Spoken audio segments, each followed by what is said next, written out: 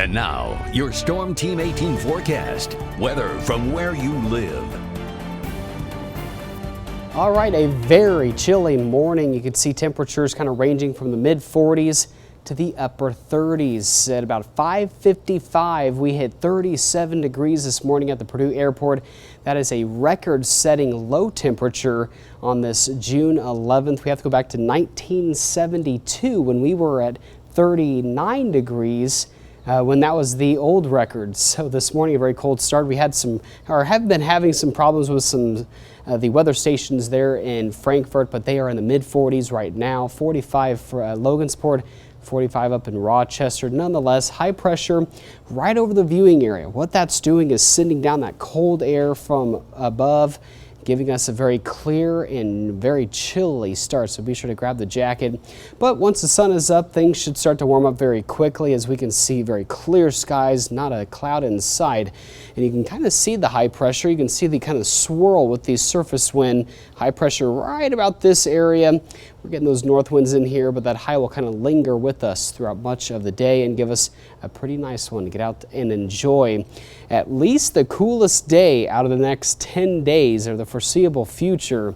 It's going to turn very hot and rather humid, especially this weekend. Today, 69 for temperature at noontime, upper 70s to mid 70s for highs today. Shouldn't be too bad of a day. Tomorrow begins the warm-up. We'll be in the mid to upper 80s with partly sunny skies, maybe a sprinkle in the morning, maybe in the afternoon with some of the taller clouds, and that'll show up here on Futurecast.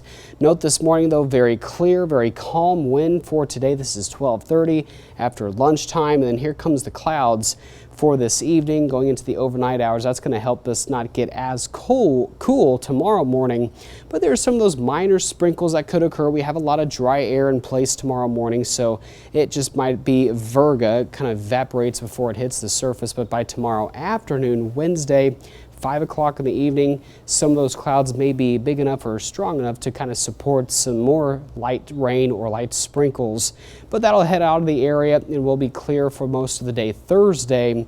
However, it's going to be very hot, and we are going to be tracking some storms later in the day. Maybe a pop-up shower or two, but the main event likely occurs late in the evening, early Friday. This is midnight for Friday.